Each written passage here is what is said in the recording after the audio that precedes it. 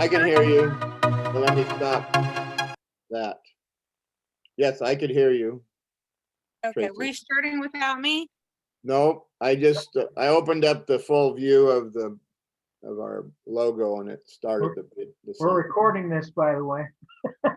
Oh, are we going? Okay, sorry. Yeah, go ahead. Okay.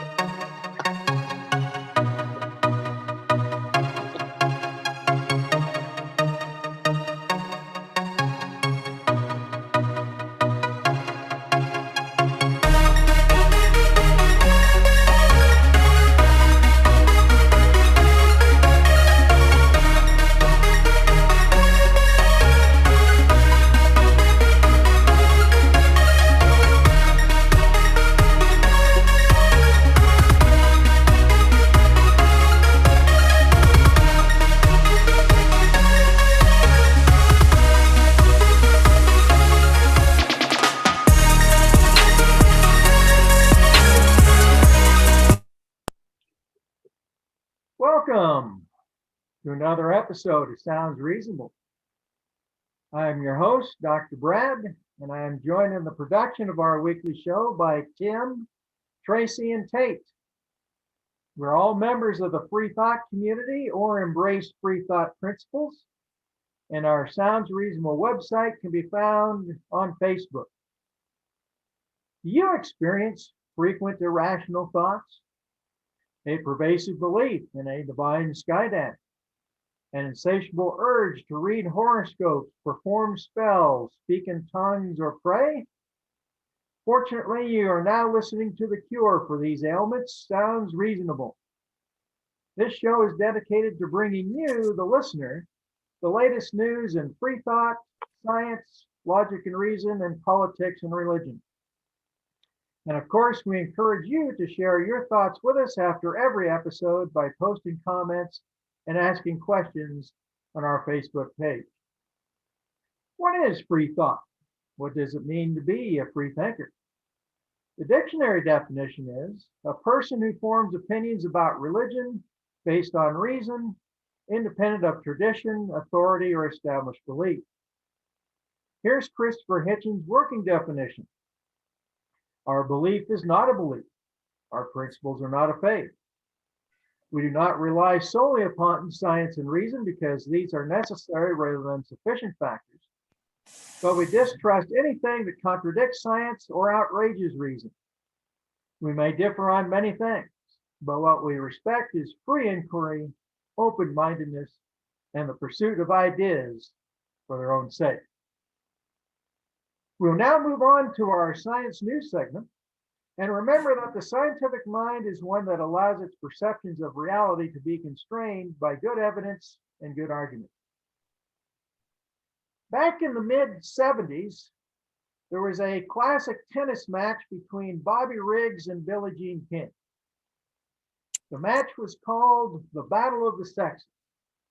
What? Examining the immune response differences between men and women may give us a similar outcome.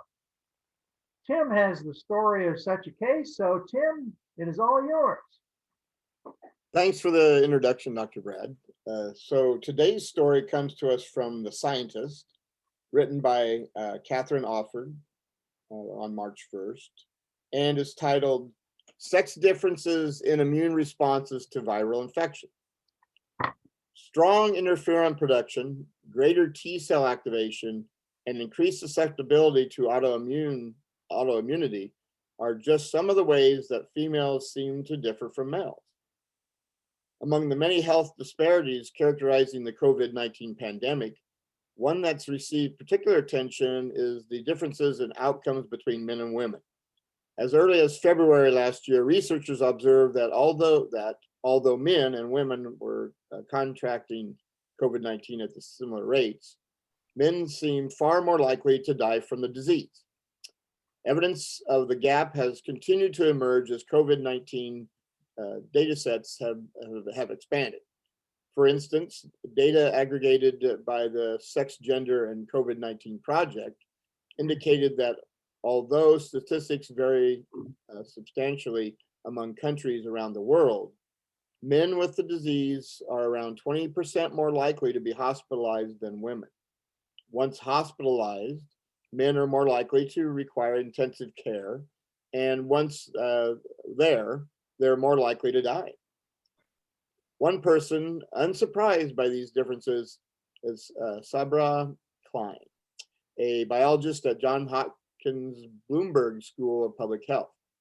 Klein has been studying immune responses to viral infections for more than 2 decades and says that COVID-19 is helping to shine a spotlight on the important truth in infectious disease biology, that viruses and other pathogens don't equally affect men and women. And then for this article, they specifically said men and women were defined as, XX chromosome women, XY chromosome, carrying XY chromosome for male. And at least some of the differences can simply be explained by differences in exposure or risk-related behavior among women and men. Did I say can't? Some of that difference can't simply be explained by differences in exposure or risk-related behavior between men and women. It comes down to biology. Once a controversial idea, the concept of sex differences in immune function has taken hold in the research community over the last few years. Retrospective analysis of data from 2003 SARS and the 2013-2014 MERS COVID outbreaks, for instance, have revealed that among detected cases, men had a higher risk of death than women. And several other viruses, such as hepatitis C, are known to cause more serious infections in men.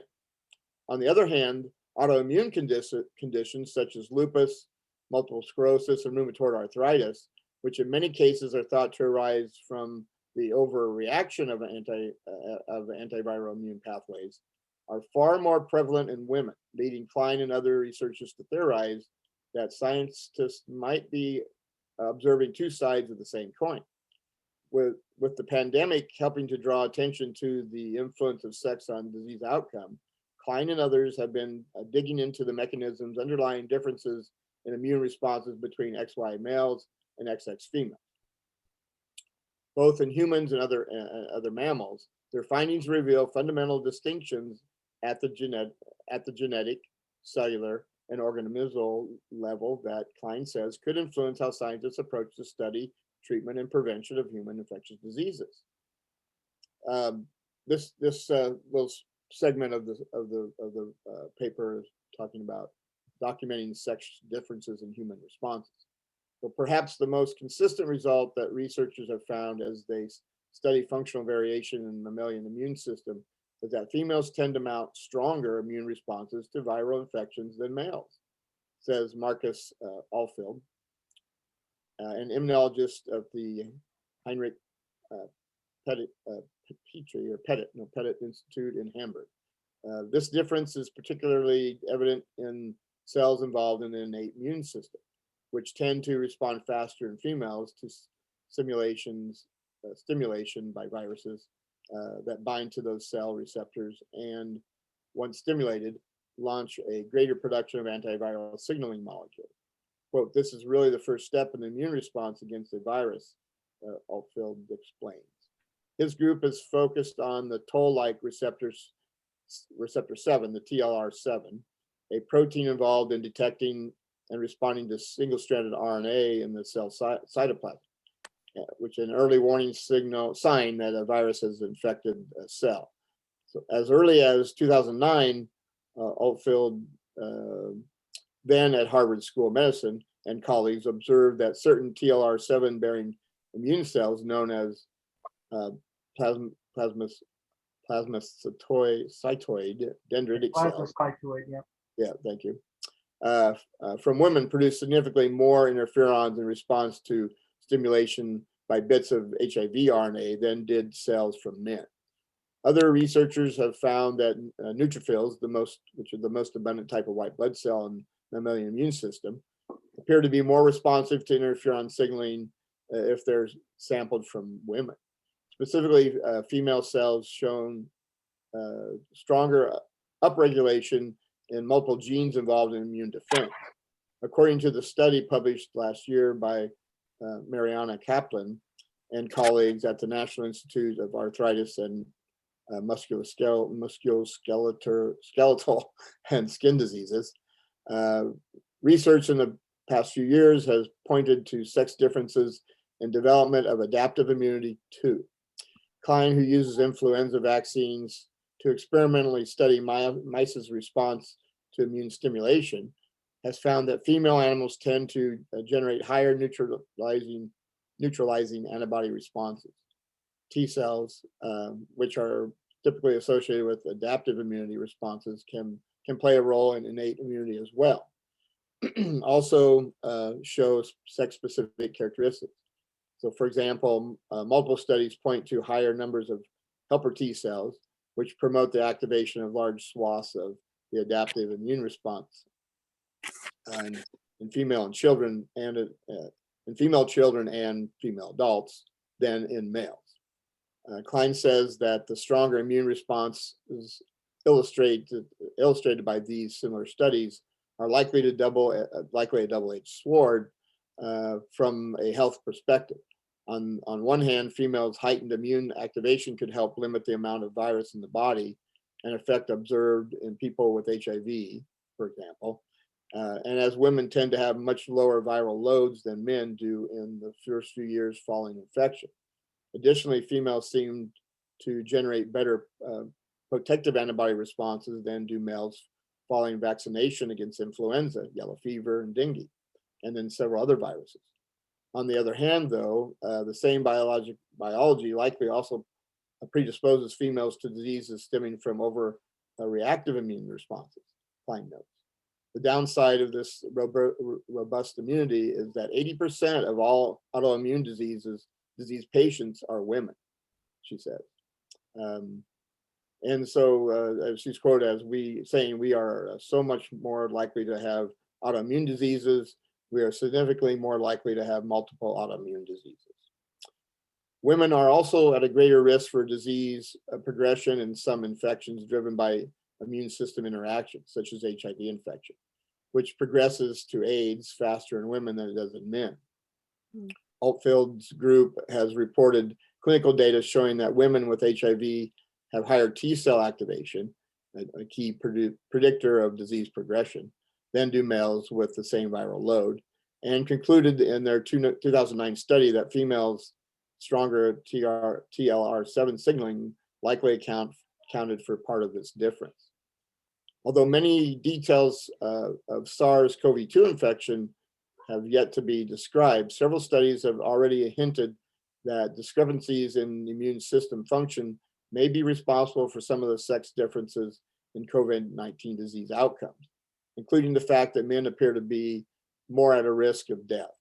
Yale University, Akiko Iwasaki, and colleagues recently demonstrated that female patients admitted to the hospital with COVID-19 had higher numbers of activated T cells than male patients did, for example, reinforcing the idea that women generated a stronger immune response to SARS-CoV-2 and may be better protected from severe disease. Meanwhile, early studies of the long COVID, loosely defined condition involving symptoms lasting weeks or months after infection, already indicate a female bias. Although the condition is far from being understood, some researchers have speculated that the disease might be mediated by T cells and could involve an attack against self-antigens, which are molecular markers on the person's own cell, just like an autoimmune condition.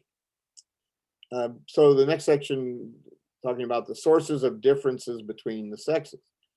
As researchers make progress in defining the differences between male and female immune responses, they also are trying to address parallel questions concerning how and why those differences arise in the first place.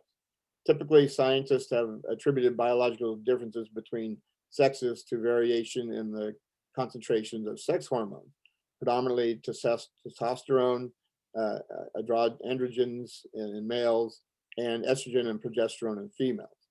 This is almost certainly an important source of differences in the immune system, says Klein, noting that every immune cell in your body has receptors for these hormones. In support of this idea, several in vitro studies have found that treatment with estrogen can reduce human immune cells susceptibility to infection by viruses such as HIV.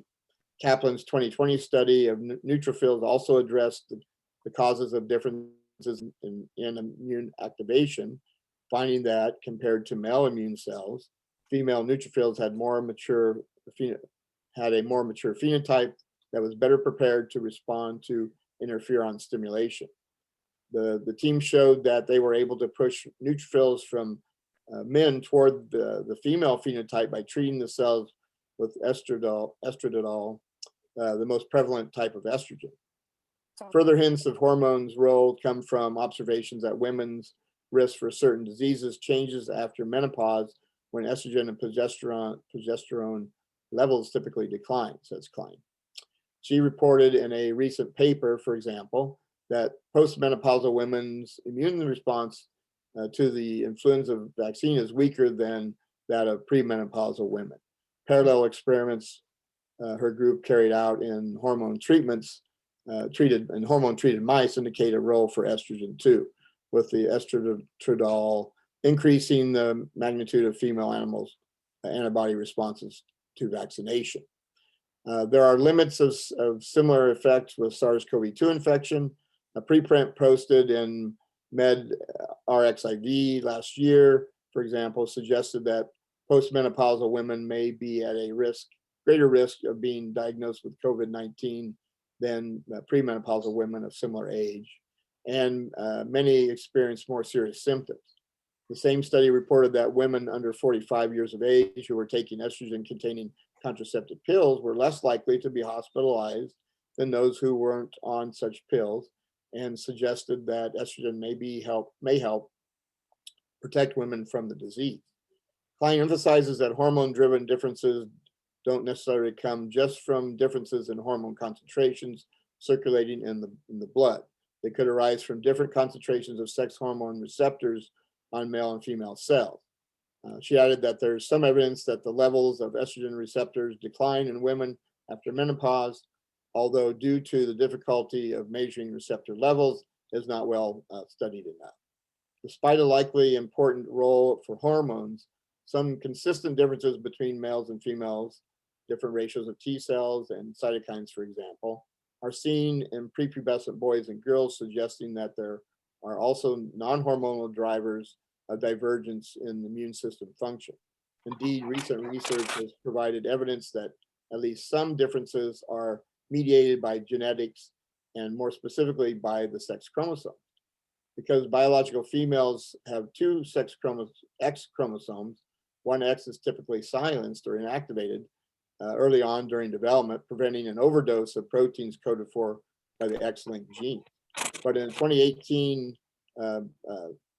Jean-Charles Guéry, the director of Center of Pathophysiology in CERN, and colleagues reported that the TLR7 gene, which is on the X chromosome, somehow escapes inactivation in females and in people with Klinefelter syndrome who are XXY males. The consequences of this escape, the team showed that a substantial portion of immune cells containing two X chromosomes had higher levels of TLR7 protein and were far more responsive to TRL7 stimulating ligands than were cells with a single X. Guéry says that the findings could help explain observational data indicating that XX females and people with Klinefelter syndrome are far more susceptible than XY males to certain autoimmune conditions, such as lupus. He adds that researchers have shown that a handful of other immune-related genes on the X chromosome escape inactivation, although the phenotypic effects of these escapes isn't yet clear. Researchers who spoke to the scientists also noted early research on other mechanisms involved in shaping male and female immune responses, including the regulation of certain genes on the Y chromosome, or even sex-specific biases in the composition of the microbiome. The picture that's emerging, says Klein, is one of a suite of biological mechanisms that provide females with stronger immune responses to viruses at the cost of higher risk of autoimmune conditions, often later in life. A trade-off likely driven by natural selection. So sex differences, the last section here, sex differences, implications for disease treatment and prevention. Although research on COVID-19 has helped draw attention to research on sex differences in immunity, it's also thrown some curveballs at the field. A preprint that was widely reported in the media last year suggested that sex differences in antibody responses might be less clear cut in SARS-CoV-2 infections than they appear to be for some other viruses. Blood tests of more than 300 people with mild disease indicated that men actually produced more antibodies than women in response to the COVID virus. Although preliminary, these kinds of results are causing me to question my own dogma, Klein said. We're seeing that those patients that have the most severe disease, including men and older age adults, have greater antibody responses. Prior to this, I would have told you hands down, men have lower antibody responses, and older age is associated with lower antibody responses, she said. Without further data, it's a chicken-egg question, Klein adds. Is it that being male and being older, you're not controlling the infection, so there's more viral antigen stimulating the cells to drive the response? Or is that the response why you're sick? Indeed, researchers are only beginning to understand how age and other factors interact with sex to influence the immune biology. Ivanovsky's study, for example, found a complex relationship between sex, age, and T-cell activation in COVID-19 patients, with older male patients seeming to have a higher likelihood of worse disease and poorer T-cell activation, but female patients showing no correlation with age. Klein and her Johns Hopkins colleague, Andrea Cox, are now running one of a multi-center study coordinated by the National Cancer Institute that will try to tease apart some of the biological effects of factors such as age and sex on COVID-19, as well as to understand how other sex-related factors such as behavior and pre-existing health conditions contribute to a person's risk of severe illness following SARS-CoV-2 infection. The work is continuing on the effect of biological sex on immune responses to other diseases, too, including bacterial infections and cancers, and on the successful treatment of those conditions. Klein co-authored a review last year, for example, arguing that a variation in health outcomes in cancer patients receiving immunotherapies such as checkpoint inhibitors, an approach that seems to have been more successful in men than in women to date, may partly stem from sex differences in the immune system.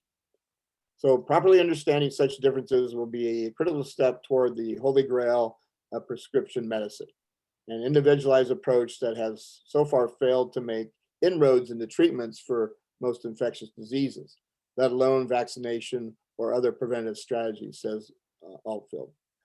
Everyone is speaking about personalized medicine, having personalized approaches for every individual, he says. I think having a step before there, maybe stratifying the population into male and female and optimizing treatment strategies there is an important step. Okay, so Dr. Brad tracing Tate, a long story there, but again, here we have another example of biological differences between males and females. So gang, what are your thoughts? I'm glad you brought up the XXY. I wrote that down while you were talking. I was going to ask you, and this sounds funny, but what I thought was, has anybody looked at hermaphrodites and see what their reactions are? And by the way, let me also say this too. Mm-hmm. You know how there are a bunch of people that are like, I'm not going to wear a mask or this because the CDC told me something different last February, right, as opposed to now. I want them to sit down and listen to us, like what you just told us. There's so many factors that have to be researched and studied, and it takes time and it changes as you go through. So I think we should take every Trumper for one, and then every other Republican, and sit them down and make them watch the president today. Yeah, you're right. It's the more we get into this study with the COVID and others of just viruses in general, and even reaction to vaccination. It's just amazing that the more diverse and the more it's just not one size fits all. Not even close to one size fits all. It's not, as far as maybe treatments and effects and those types of things. I did have one other thing I was curious about. You mentioned the risk for autoimmune, an increase in the risk for autoimmune for women, but have they shown that there's a higher prevalence of autoimmune diseases with women? Yeah, I think I read there, or I said there, that it was 80% chance women are 80% more likely. More likely, but are there? Okay, never mind. Well, maybe I didn't understand what you were asking. The prevalence of autoimmune disorders is definitely higher in women. Okay. Granted, my sample size is rather small, but just anecdotally, I've never known a man in my lifetime that has autoimmunity, and I probably know at least 6 women that do.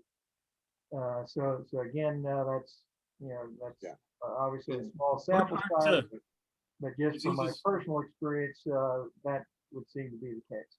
Aren't diseases like rosacea, isn't that an autoimmune response?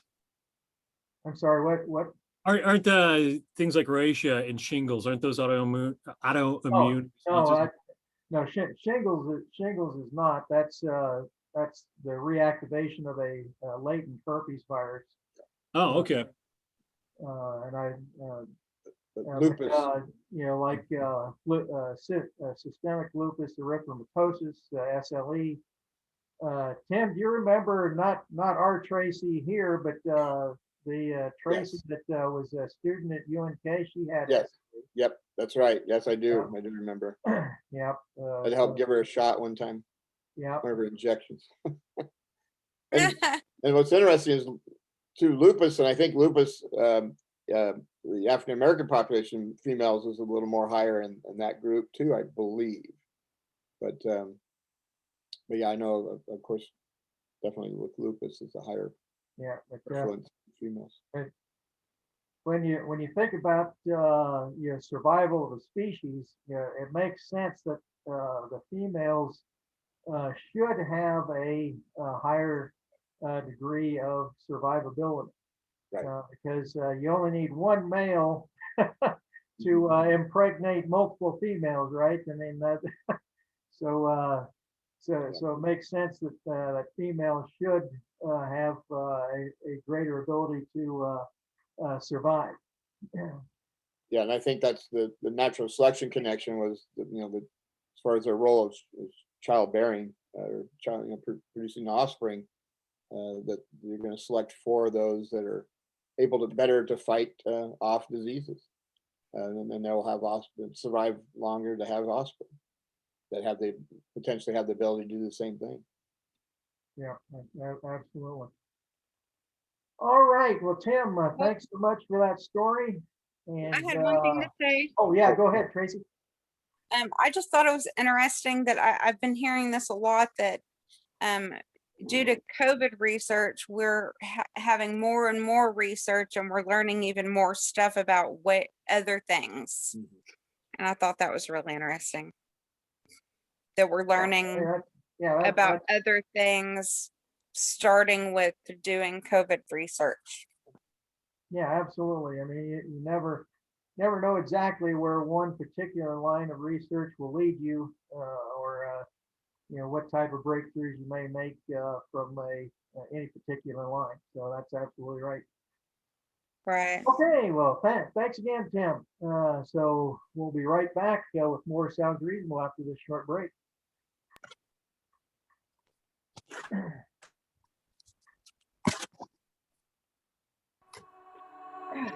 All alive. The devil's in the detail and good inside. Oh, a holy crime.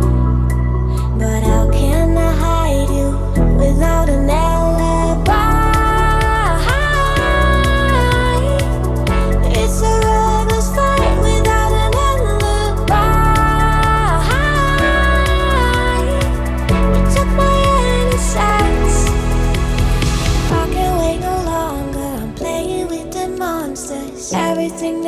me alive.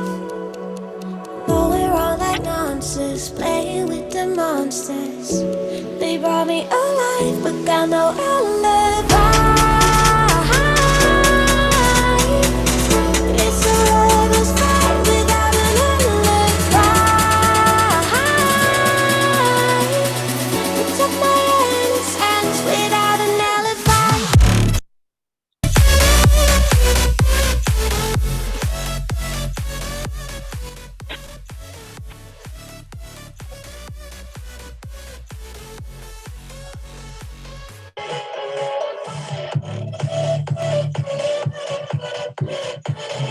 Okay, sorry.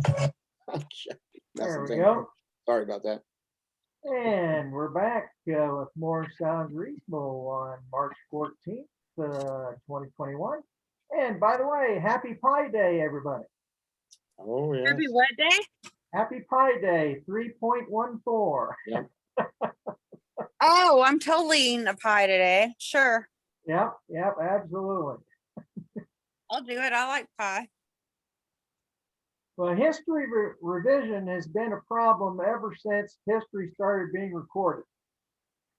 As the saying goes, the victors get to write the history book. However, one would think that when there is no victory and no war, it would be a little more difficult to rewrite history, especially when it only happened about 9 to 10 weeks ago and was broadcast live on every news channel in the country. This will not stop Republicans from trying. The story I'm going to relay today comes from the Washington Post. It was written on March 1st by Mike Debonis and Jeremy Barr and is titled Rewriting January 6th. Republicans push false and misleading accounts of Capitol riot. Instead of an attempt to overturn the election by radicalized Donald Trump supporters, it was a choreographed attack staged by Antifa provocateurs. Rather than an armed insurrection, it was a good-natured protest spoiled by a few troublemakers. And instead of a deadly event, that put the lives of hundreds of lawmakers, police officers, and others at risk, the riot was no big deal at all. A legion of conservative activists, media personalities, and elected officials are seeking to rewrite the story of what happened at the Capitol on January 6th, hoping to undermine the clear picture of the attack that has emerged from video and photo evidence, law enforcement officials, journalistic accounts, and the testimonials of the rioters themselves. That a pro-Trump mob mobilized by the former president's false claims of a stolen election stormed the seat of American government to keep Trump in power through violent means. 6 weeks after the attack, some are taking advantage of fading memories and unanswered questions to portray the riot in a different, more benign light. The effort comes as federal authorities begin prosecuting scores of alleged marauders, congressional committees seek to plug obvious security failures, and lawmakers consider establishing an outside commission to examine the matter. Excuse me. On his top-rated Fox News Channel program last week, commentator Tucker Carlson told his audience that the attack did not constitute an armed insurrection and accused Democrats of a relentless and coordinated campaign to misrepresent the riot. The next day, during the first public appearance of top Capitol security officials in charge during the riot at a Tuesday hearing, Senator Ron Johnson, and boy is he one of my favorites, Republican from Wisconsin, spent much of his allotted time reading a first-hand account from January 6th, suggesting the violence was perpetrated by a small cadre, including left-wing extremists, who were out of character in an otherwise jovial crowd. Later in the week, scores of Republican lawmakers criticized House Speaker Nancy Pelosi, a Democrat from California, and other Democrats for maintaining a razor wire perimeter for blocks around the Capitol, saying it was more about sending a political message than security, even as the acting chief of the Capitol Police described ongoing threats to lawmakers. I don't think there's any question that Democrats never want to let an opportunity go to waste to try to attack conservatives. And so they want to try to besmirch, smear, demean all conservatives in the name of a handful of people who did the wrong thing on January 6th, says Representative Bob Good, a Republican from Virginia. The campaign to minimize or deny the events of January 6th has been weeks in the making, with the efforts to muddy the waters about what happened and who participated taking shape on pro-Trump television networks while rioters were still on the grounds of the Capitol. On the afternoon of January 6th, MyPillow CEO Mike Lindell, who said he spent $450,000 on rallies contesting the results of the election, appeared on Newsmax and made a baseless claim that would set the tone for other early efforts by conservatives and media to deflect blame for the violence.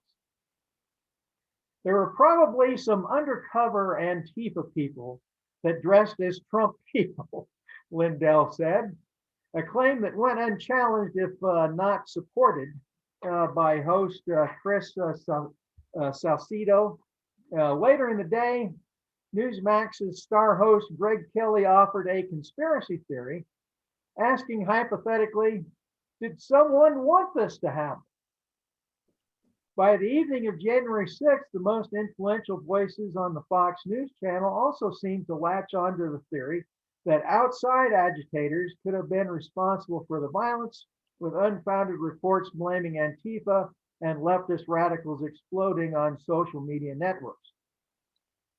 I have never seen Trump rally attendees wearing helmets, black helmets, brown helmets, black backpacks, the uniforms you saw in some of these crowd shots, host Laura Ingraham said.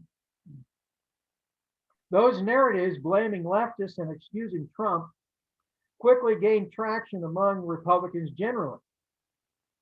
A January poll conducted by the American Enterprise Institute's Survey Center on American Life found that half of Republicans agreed with the assessment that Antifa was mostly responsible for the Capitol attack, while only 15% blamed Trump for inciting the invasion.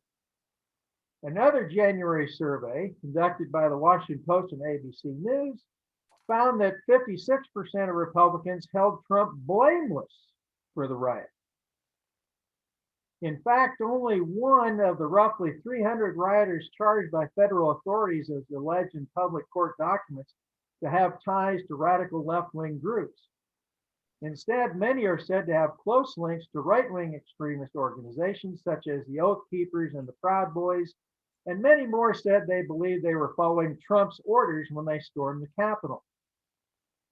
Charlie Sykes, a former radio host who founded the Bulwark, an anti-Trump conservative website, said the right-wing media ecosystem is building elaborate alternative narratives around scant data points. Okay, so this story goes on for quite some time, just providing additional examples of what I've just described. So I want to go ahead and jump into discussion now. So you know, what type of mindset does it take to be able to ignore what we saw on January 6th? The complete disconnect of reality, you mean? Yeah, I mean, you know, how is that possible? It That just is- boggles my mind. It really does. I don't understand how, as you said, it's on TV, it's on video, we have audio. Not us. You know that Shaggy song, wasn't me. It's exactly the fact that it's become more prevalent and more blatant over the last 5 years blows my mind. I've tried to put my head my mind into the heads of these people, try to understand it from their side, and I just can't. It drives me insane how you can take logic, throw it out the window, take facts, throw them out the window, and make up other, pardon my French, shit out of nowhere, and then believe it. And then I don't know, as you were talking, it went through my head that with these Trumpers and these Republicans creating these false narratives, that it's a lot like religion. Because whenever something goes bad, like on January 6th, well, it was a false flag endeavor. It was a false flag. Whereas something goes wrong in religion, it's a test of faith. But if it's hunky dory and something that we like, then in politics, it's patriotic. Or in religion, it's God's will. You see what I'm saying? Absolutely. In this disconnect from reality that I mentioned, it seems that through Trump and through the last 4 or 5 years, it's given everybody license to do the same thing. A prime example, just a couple nights ago, there was a women's basketball game. I don't know if you read about this in Oklahoma. The Edmond team kneeled during the anthem, and the guy calling the game on the web stream, it was on the web stream, didn't know his mic was on, and he started calling him the N-word and slamming it. I hope No. Yeah, and his Yeah, mic was on, and it went everywhere. And then you know what he did? He blamed it on low blood sugar. Oh my God. I didn't hear that. I didn't hear that. It's I have type 1 diabetes, and I get mouthy when I have low blood sugar. Bullshit. Yeah, it's You let your freak flag fly when you thought nobody was looking. Tourette's. Why didn't he use Tourette's? yeah, that'd have been better. Racial Tourette's. Yeah, right. only Dummy. because of racist. And one more example, and I know I talk a lot. It's kind of what I do. But you were talking about how can we get in these people's heads? I had a Facebook friend who in early or late December, he was friendly with the rest of us, but there are a bunch of people on my friends list that think like I do, and we're like, just give it up. He's a huge Trump supporter. He's like, no, he's going to take office again on the 6th. You wait and see. And I said, okay, well, give us some proof. It's just going to happen. I believe it's going to happen. And he couldn't be swayed from this belief. He wholeheartedly believed that all the votes would be thrown out, and that Biden would be arrested, and that Trump would be put into place on January 6th. And then after January 6th came and went, nobody has heard from this guy again. I cannot. He disappeared from Facebook. Nobody has heard a word from him. Wow. The most effective way I've figured out to deal with someone like that, Tate, is, well, I'm willing to wager any amount you want to wager that that's not happen. And he would have. He would have. Well, you missed the money-making opportunity there. Never been good with money. Politics, yes. Money, no. No, but I'm actually scared for him because I don't know what happened to him. Nobody knows what happened to him. He was really that involved with Trump winning and being part of this crazy ideology and QAnon and all that crap. You know, did he go shoot himself in the forest somewhere, or did he just disappear in a parlor, or what happened? Nobody knows. And this cat is a former cop. Oh, wow.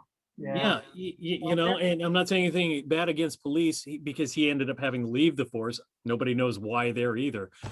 But this idea, I can't fathom why these people think the way they do. Yeah, and again, it's people that you thought had some rational thought. I mean, are educated people. Same way that just was just adamant about, early on after the election, well, you just wait and see. They're gonna find the ballots that were wrong. Yeah, the recount's gonna show that Trump won. Just wait and see. Just wait and see.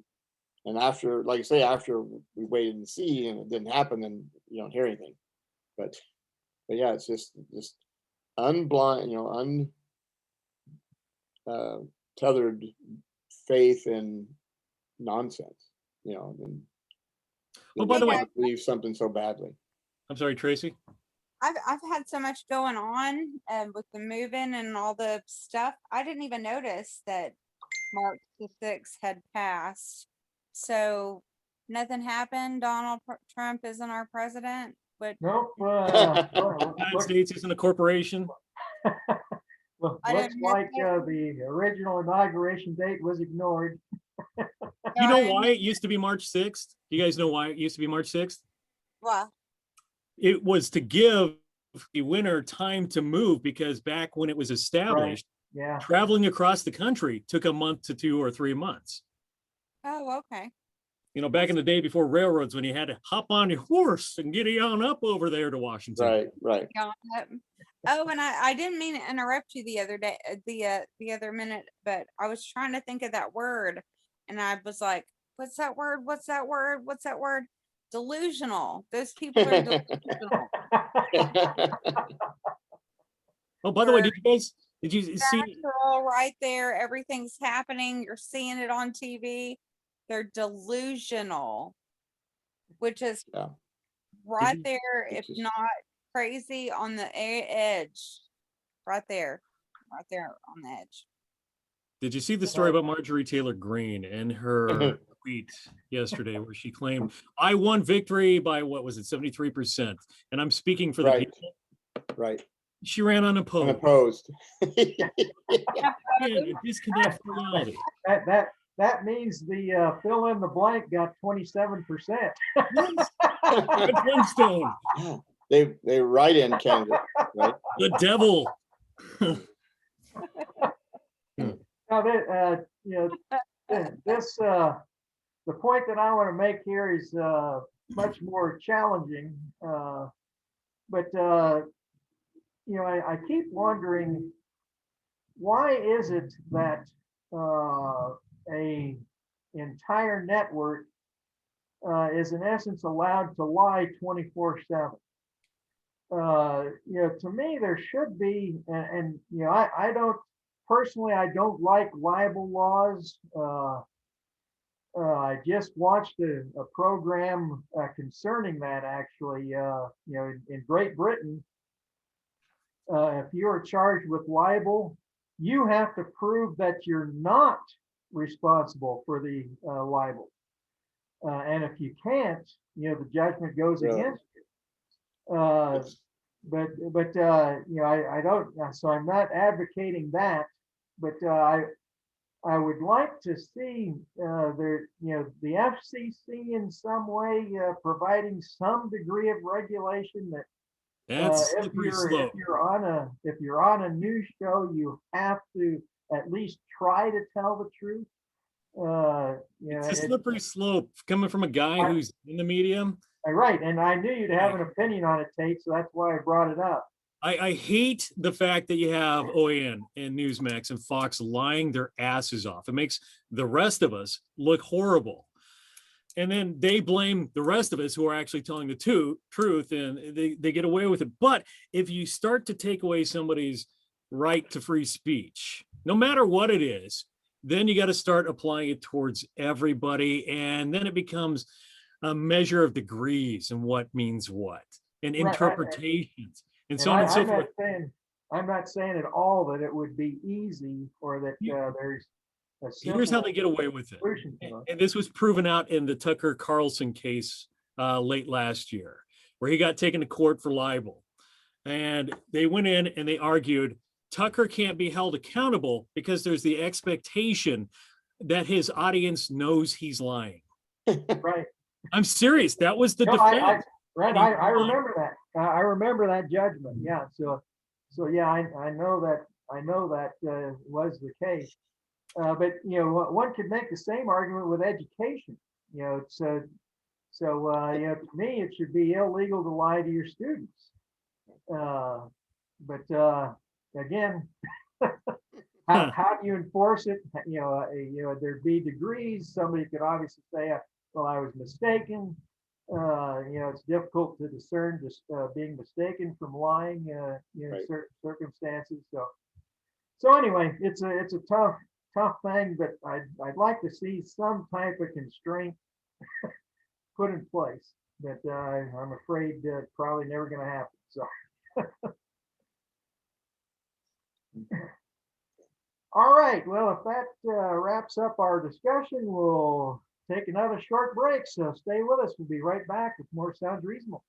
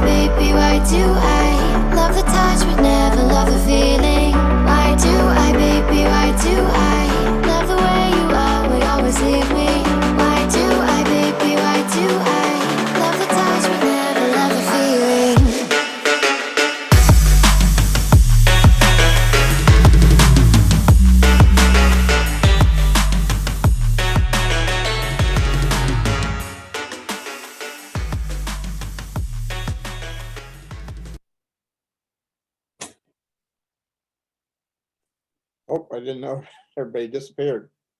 We're Cue more we're back. music, quick. Yeah, we're back. We're back. Dun, dun, dun, dun, Tell an dun, interesting dun, story. Yeah, yeah. dun, dun, I had, dun, dun, I don't see dun, the dun. video screen when I have it in full mode. Sorry, Dr. Brad, I didn't realize you hadn't come back. It's all right. Okay, we're back. Now, We're a gonna figure out this technology eventually. Yes, probably not, but yes. Yeah, gotta be favorite tactic optimistic. in the Republican propaganda toolbox is to create an alternative reality or to use alternative facts. No one has ever been better at this than our former president, but Ted Cruz is willing to try to overtake him. Tracy has this story. So Tracy, what is good old Ted up to now? I sure do have this story. It's from Raw Story. .com.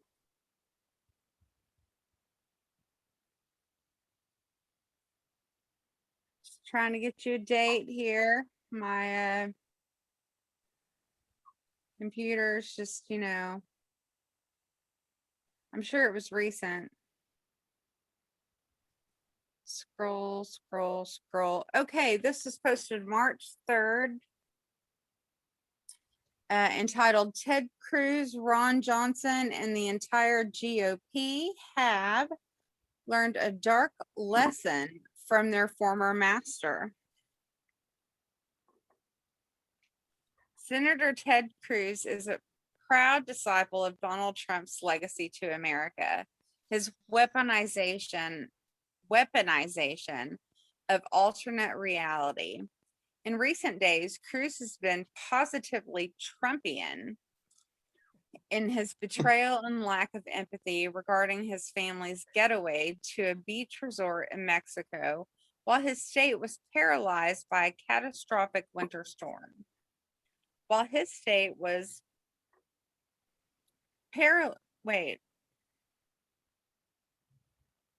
To make matters worse, Cruz championed an alternate reality by concocting different versions of the truth with the web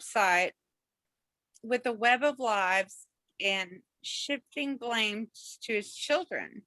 For now, his alternative reality appears to have won the day.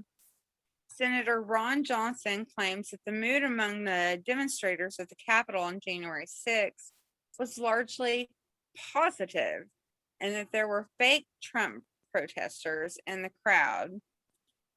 I was one of them, by the way. In proclaiming this blatant I was there falsehood. as a white guy. Yeah, exactly.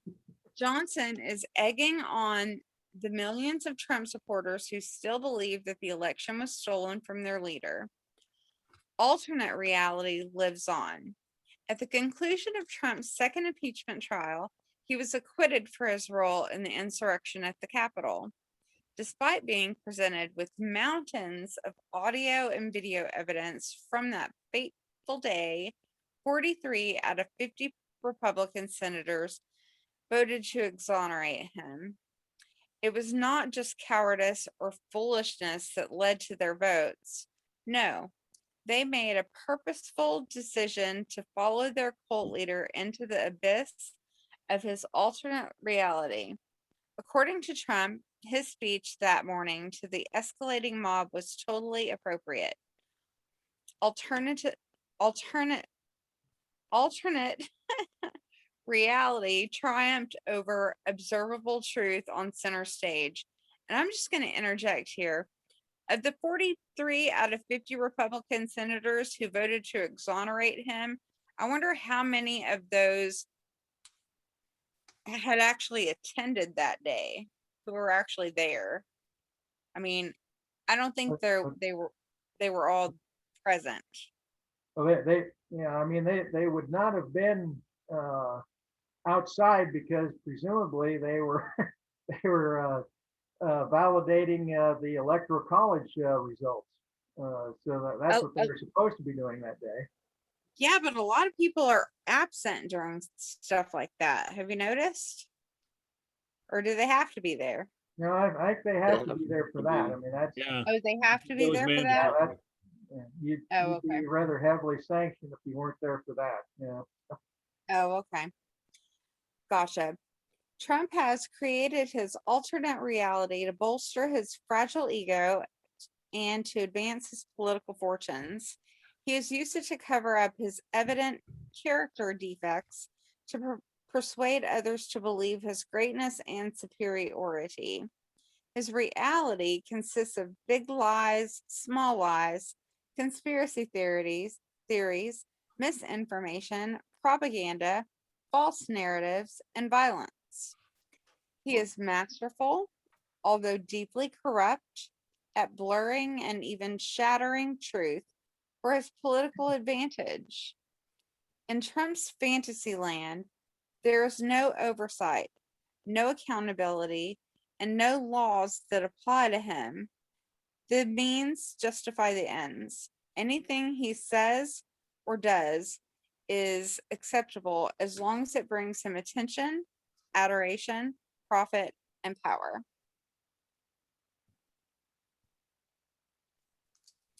Unfortunately for our country, Trump's use of alternate reality has become the ideology of the Republican Party and nearly half of all Americans. This explains why most of the party and legions of followers still support a man who has been impeached twice, botched the deadly coronavirus pandemic, crashed the economy, and incited an insurrection against our government. This is what happens when a demagogue promulgates a reality that carries the weight of the presidency but is inherently toxic and pernicious. Too far.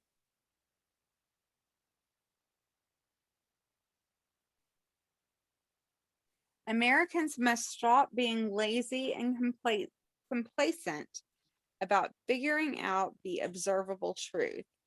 They cannot let partisan bias allow their thinking to be hijacked by an alternate reality. Cable news networks and social media platforms must make truth their sole vehicle of communication. Fox News, OAN, Newsmax, Facebook, and other entities must take responsibility for promoting truth over fiction, facts over lies, and critical observation over conspiracy theories. I'm just going to interject here. That is really important for journalism. I have been so disappointed in all of the stuff I've seen on TV of CNN, of Fox, of definitely of OAN and Newsmax and all of that. I mean, Facebook isn't journalism, but the journalism, the CNN, I mean, we're supposed to be fair as a journalist. I don't know. I have I've real problems with the journalism on TV right now. Trump's weaponization of alternate reality must be repudiated once and for all.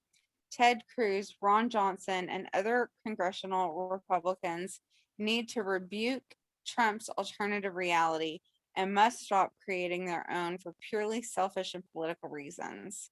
There's only one truth, the objective truth. I'm going to interject that journalism thing again. The objective truth.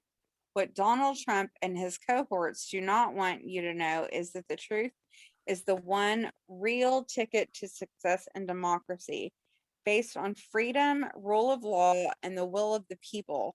History shows that our country has never been divided by alternate reality versus the truth in such a stark and destructive way. If we could be, if it would be so much easier for us to govern ourselves if we could make objective truth our top shared priority. And I know I keep mentioning journalism in this, and I just think if we had better journalism to cover all of this stuff, because if you've got one station saying one thing and one station saying another thing, I mean, I don't know, call me foolish, but when I was 16 and I started in journalism, we were supposed to, it was integrity. It was, you know, don't use anonymous sources because your readers might not believe you. I mean, when did journalism become so, I don't know what the word is, not so Well, I'd call it noble. commercialized. Journalism is supposed to be noble. Go ahead. So I'd call it commercialized. We've touched on this before, but back when TV networks, when we had three of them, ABC, NBC, CBS. Back when those networks were granted their initial FCC licenses to use the airwaves, the trade-off was supposed to be a half hour per evening of uninterrupted news. And by uninterrupted, I mean uninterrupted, no commercial. It was not supposed to be a money-making opportunity for the stations to broadcast that 30 minutes of nightly news. Well, that of course has gone out the window for quite some time. I've tried to find this when that change happened, and it's almost as if they don't want you to know. Because I mean, I have not been able to find when that happened. When that transition occurred, but I can remember when nightly news was commercial free. So that means it had, this change had to have happened in the early 60s sometime, Sure. when they started allowing commercialization of the nightly news.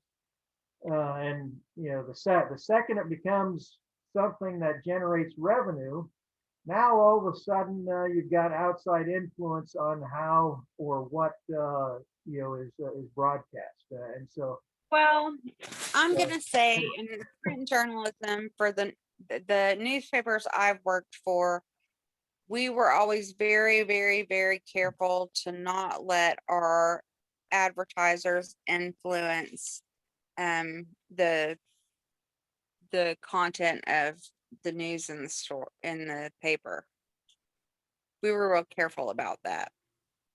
But from what I've seen on TV, like I said, CNN and Fox News and all that, I'm gonna say that journalists,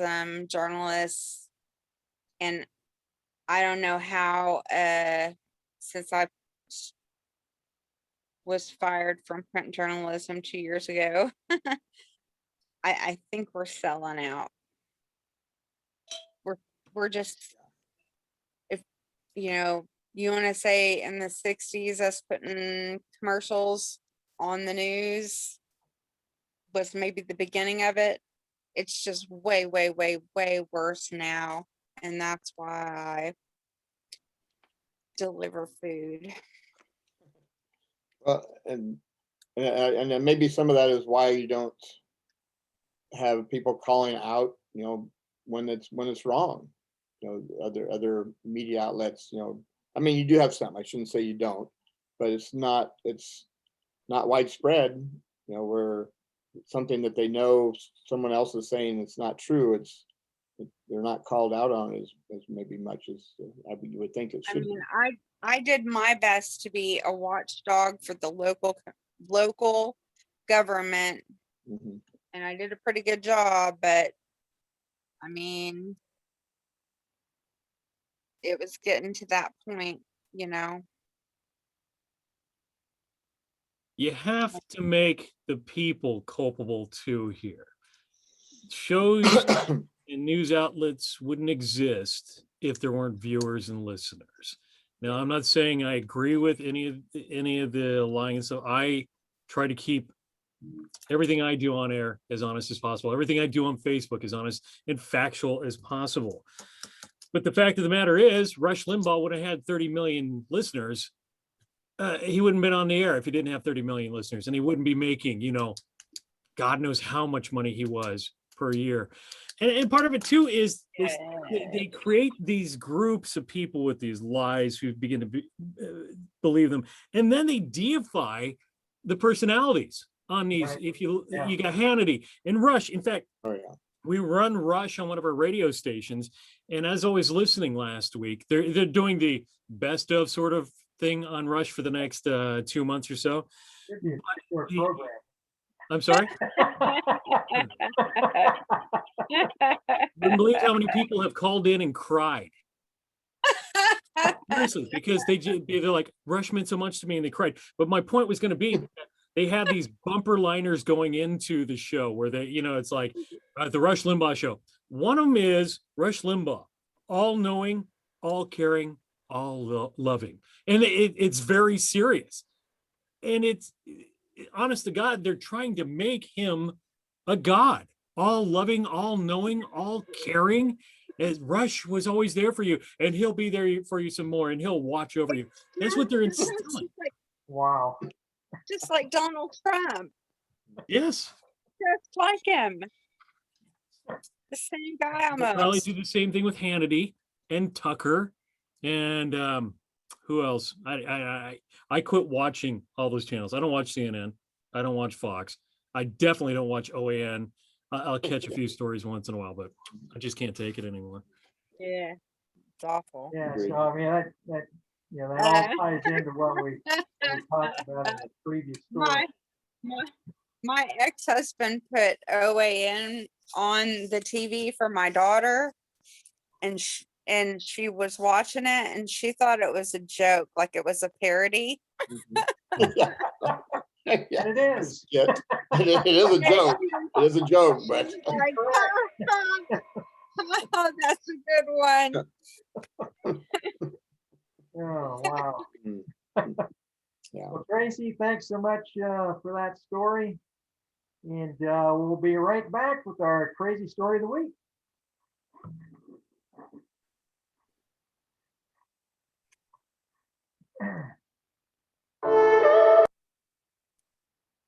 Oh.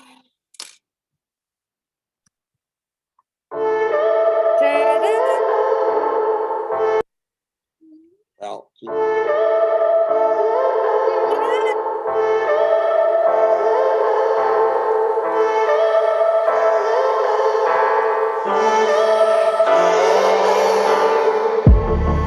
I'm feeling so hollow. Don't you know? Don't you know? I'm living in shadow. Don't you know? Don't you know? I fell for fool's gold. I fell for fool's gold. What did I know? What did I know? I fell for fool's gold. I fell for fool's gold. What did I know? What did I know? And you were fool's gold. Yes, I did.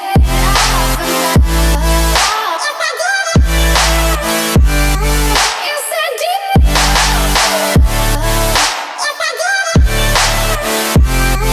Yes, I did.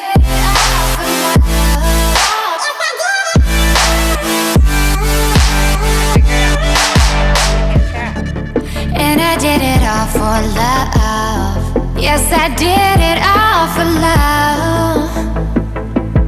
Oh. They say fools believe. Sorry, a little longer break. Sorry. Well, nothing injects arbitrary rules into our lives more frequently than religion.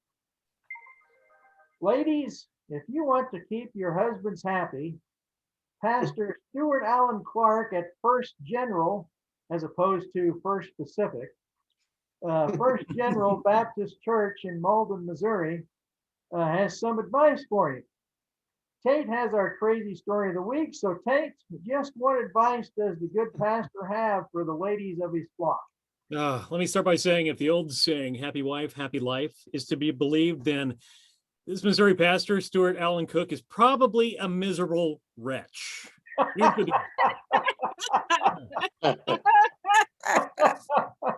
This pastor, he looks like he spent his formative years stuffed in a locker by the basketball team, recently gave this sermon in which the focus was it's a wife's duty to make sure that she's attractive for her husband.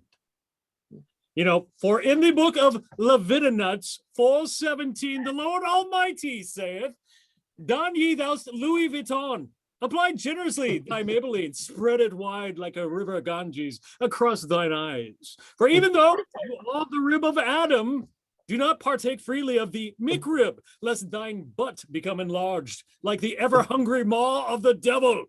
Can I get an amen? The kind of nonsense this idiot's been spouting around. I made that up, obviously, but he said women need to lose weight, not wear sweatpants or flip-flops, and give men sex whenever the guy wants. That way he won't stray. Because if you give him sex whenever he won't stray. Not because he loves you. He also mentioned that, this is the best part here. He also mentioned Melania Trump as a trophy wife and how not all women are lucky and or able to be trophy wives like her, as if it's something to aspire to. He also carried on about how women are to blame for most of the bad stuff that men do. It's all their fault. Needless to say, this sermon he gave didn't go over well. Well, except with, there were the chauvinistic douchebags that thought it was great, but outside of that, everybody thought it sucked. It didn't get any praise from the church, who put him on a leave of absence. He's not gone, he's on a leave of absence. Now, here's the kicker, and I love this part when I was reading the story. When he was doing this nonsense sermon, he included a Bible passage to try to give himself some cred while he was delivering it. It came from 1 Corinthians 7:4, and it went like this. The wife does not have the authority over her own body, but the husband. And then he added, so whenever they're not in the mood, dig out your Bible. He actually said that. He didn't say it like that, but he said that. What he forgot to mention, he forgot the rest of that passage of 1 Corinthians 7:4, which goes a little something like this. Likewise, the husband does not have authority over his own body, but the wife. Weird, right? How this fat ass left that detail out of it. To sum it up, I would say, put that Bible away. Come on, God. Yeah, his church, First General, not specific as Brad mentioned, Baptist, has done the whole sort of apology thing. What he said wasn't consistent with their values. We're sorry you're offended, sort of thing. The pastor, he's in counseling. He hasn't been taken away. He's in counseling till he gets better. And that's your weird story of the week. Gracie, I know last segment you mentioned that you have an ex-husband. Did you not put on enough makeup and do the dance for him? No, I guess not. You let the devil into your body. Yeah. I know, right? But I'm doing much better now. Much better. I mean, it's just incredible that mindset still exists. Right. That in essence, the temptation of Adam by Eve is still viewed by some individuals as not only being true, but being the way in which religion should be guided in general.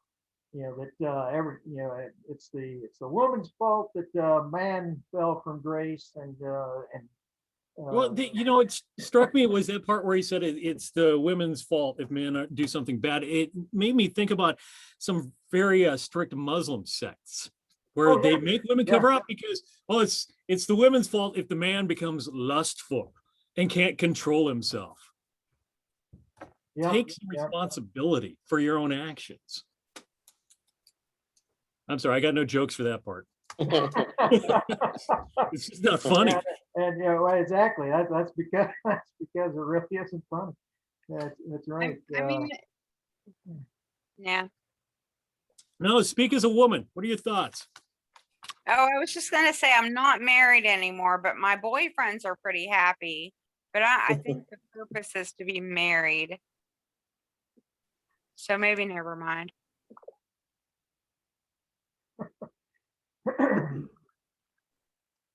Well, anyway, It's crazy. Crazy. I don't know what to say. I don't even words to I don't say. know what to say about describe that, it. but Yeah. I'm Yeah, doing a it's, much better job if I could just, get someone to stick around.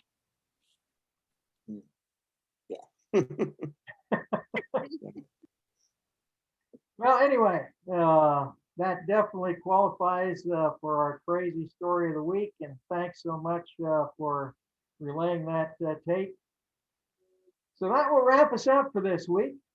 If you've enjoyed our program, please pass the word to your friends and associates, believers and non-believers alike. Again, just a reminder that you're welcome to post questions and comments on our Facebook page. Remember, there is a big difference between having good reasons for what one accepts to be true and having bad ones. Incidentally, this is the only distinction one needs to become a strict atheist. This has been Dr. Brad for Tate, Tracy, and Tim saying so long.